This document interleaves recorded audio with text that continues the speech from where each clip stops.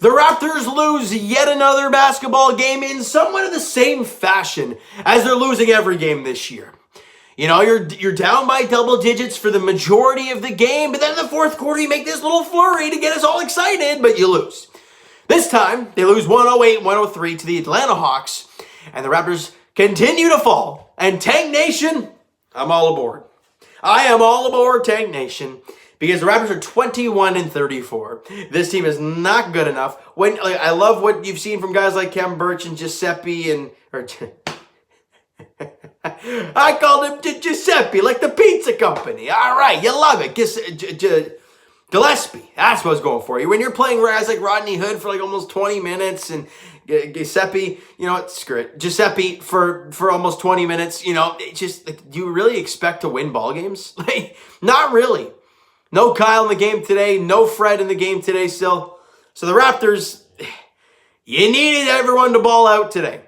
And Gary Trent, who's been a guy that's been all over for the Toronto Raptors, had a tough game today. We'll get to him in a bit. But with the loss, the Raptors dropped to 21-34 on the season, like I said. And Tank Nation is in full-blown effect. But Pascal Siakam had other thoughts today.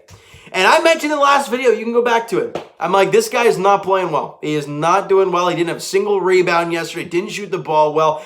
You know, I had that abysmal double dribble to end the ball game. Like, it was a rough time for Pascal Siakam. Then he goes out there today, you know, and he drops 30 points, 6 boards, 7 dimes, shoots 13 of 19, and gets 2 blocks. And I'm like, what? Oh, wait. Who the heck was that out there? He's an imposter. Or it's Pascal from the championship 2019 season. Because since then, we have not seen that Pascal Siakam where he's aggressive, attacking, and he's going to the rim with authority, not just kind of chucking it up and hoping to God it goes in. He looked really good today. I mean, he obviously lost, but moral victories at this point in the year, they are a must. Now, in the first quarter, the Raptors lose that one 28-27 to the Atlanta Hawks. In the second quarter, the offense, you scored 27 again, so you're not in bad shape. You had 54 points, you know, you guys can do the math. 54 points, 54 at halftime. Look at that, that's quick time math. I'm getting better at this stuff. However, the Raptors defensively, they gave up 38. So much for anything close. You're down by 12 at halftime. But, you know, double digits in this day and age, that can come back no problem. Well, in the third quarter, the Raptors still can't shoot offensively. 24 points. They've not scored over 30 in the game yet. And the Atlanta Hawks only scored 24, but you're still down by 12 at the end of 3 quarters of play. And in that fourth quarter, you see Malachi Flynn go off, and we're like, whoa, okay, hold on, can they come back? No. They win the quarter, though, 25-18, but you lose, 108-103. It's been a reoccurring theme for the Raptors to not play for the first 3 and then try and come back late. It just doesn't work that way. It just doesn't. You know, and guys, look, what are the 3 things that I always say in my videos that you have to look for in games for the Toronto Raptors? Rebounding, defensive 3-point shooting. So how do you defend the 3? And how do you shoot the 3? Well, let's break those 3 things down. How'd they rebound today? Well, they weren't bad. They were actually, you know, the better team rebounding. Not by much, but they were right in there with the Atlanta Hawks. So that was not the problem. That's great. How'd you defend the 3-point shot? Oh, they shot 43% from 3. Well, there goes that. Well, at least, okay, well, hold on. If they shot the 3 well, and you shot the 3 well, how'd that go? Well, they didn't shoot the 3 well. They only shot 26% from 3-point range. Yeah, you rebounded the ball, but if you're not making shots, who the hell cares? And an awful time shooting the basketball from 3-point range today. Both teams shot 48% from the field. Both teams couldn't make a free throw to save their life. The Raptors were 69% from the free throw line, and they were 68% from the free throw line. It's a tongue twister, I swear. It's not easy. So, in the end, 2 of the 3 things that I always look for, they can't do. And defending the 3 just seems like a gamely thing for this Raptor team that they just cannot do. No Aaron Baines, though, for back-to-back games. So with Khem Birch coming in here, we're seeing a steady dose of Khem Birch and no Aaron Baines. So I think Raptor fans, big plus on that. We'll get to him in a second because he had a pretty good game today. But Chris Boucher, We talked about him lately he's done this. He had a big double-double yesterday. He didn't do anything today. Guy didn't do anything. And he had, 4 points and 3 boards, something along those lines in 28 minutes? Boucher, what happened? He didn't do anything out there today. But let's break down the player stats. Let's talk about who did what, all the big guys. We talked about Boucher just now. But Pascal, like I said, 36 and 7, 13 of 19 shooting. That is Pascal of that year. That is him. Attacking, efficient, confident. Not just going to the rim and chucking up lazy shots. Or he did take 5 threes, and that makes me go, no. You're 13 of 19 from the field. Do not take 5 threes. I get it if you're hot in transition and you made 4 straight shots. Oh, yeah, take 1. But 5 over the course of the game, you cannot be doing that, Pascal. OG, look, he's been Mr. Consistent, double-digit point guy. He's been unreal doing that this season. He had 15 points, 6 boards, didn't have a dime today, but he shot 7 of 15, holy smokes, 7 of 12 from the field. Super efficient, but he was only 1 of 5 from three-point range. So they combined 2 for 10, him and Pascal. And Gary Trent Jr., he's been an absolute revolution. Is that the right word to use? I don't know. For the Toronto Raptors, but today, not his night.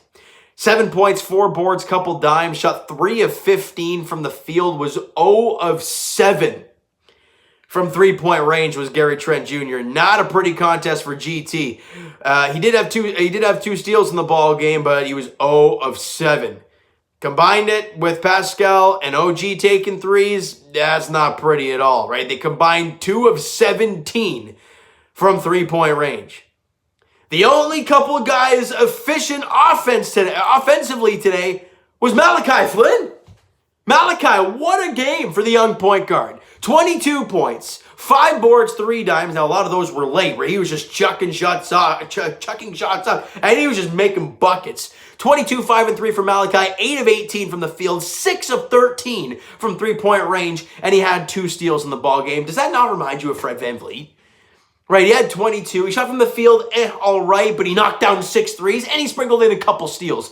It just looks like Fred 2.0 out there, and Malachi Flynn going out there with all the starting unit time that he's getting right now, and he is just flying around out there. So a great job for Malachi Flynn. And I wanted to bring up Kem Birch because the Canadian man did a great job today. 13 points, 7 boards, shot 5 of 6 from the field, was 1 of 2 from 3, gave you 2 steals and a denial. So a great job by Ken Birch. Ken. It's not Ken. It's Kem. Kem Birch coming off the bench. That's a tongue twister. But yeah, he played a great game today. I thought he was fantastic. And even Rodney Hood coming off the bench. 8 points, 6 boards. Shot 3 of 10, was 1 of 4 from 3. But he had 8 and 6 coming off the bench. You'll take that any day from your bench unit. So there were some positives to take away from a game like this. And with this type of year, where you're 21 and 34 and all aboard Tank Nation, moral victories are really what you got to grab at. That's really all you can do. And for the Toronto Raptors, we look for more of those type of moral victories. They're in the next game, which is tomorrow. Great, back-to-back nights. Raptors are never good on back-to-backs. You lost the first half of the back-to-back tomorrow against San Antonio. Demar DeRozan and the San Antonio Spurs. It's a 7:30 tip-off there in Amalie Arena as the Raptors, I want to say if they look to go back in the win column, but they look to give us some good performances. How about we put it that way? We look to see Gary Trent Jr. bounce back after his tough day today, and look to see Pascal consistently do what we did today, do what we saw today. Because if there's anything I want to see from Pascal to end the season, it's be consistent. I don't care, that we're not in the playoffs right now, because it's just a fact, and if I start caring and get emotional about it, it's not going to get us anywhere.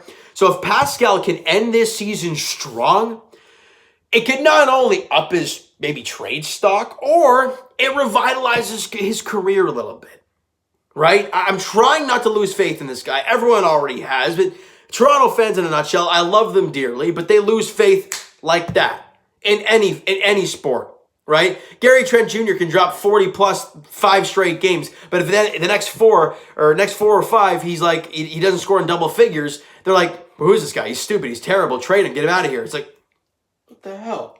Like, you're either a fan of the team or the guy, or you're not. And a lot of people are not fans of Pascal Siakam. But as I've seen posts before, you can't love him at his best if you can't love him at his worst. And Pascal Siakam, as much as he's been up and down like a toilet seat today, or this season, he shows us flashes like tonight where you get excited. All right, so you know what, guys? That is going to do it for this one. If you enjoyed the video and did not enjoy the game today, if you're a Raptor fan, and smack the like button to appreciate that. Hit the subscribe button if you guys have not already. Comment down below your thoughts on the video, your thoughts on the game. What'd you like? What'd you not like from today's game? Instagram, Twitter's down below for myself. Follow up, send me a DM to like great stuff. The Instagram link is down below, so follow up there if you have not done so already. And I will talk to you guys, Jays edition. Tomorrow, 107 first pitch down in Dunedin as the Jays take on the Yankees in Game 3 of the 3-game set. Corey Kluber against Ross Stripling. It's a 107 first pitch.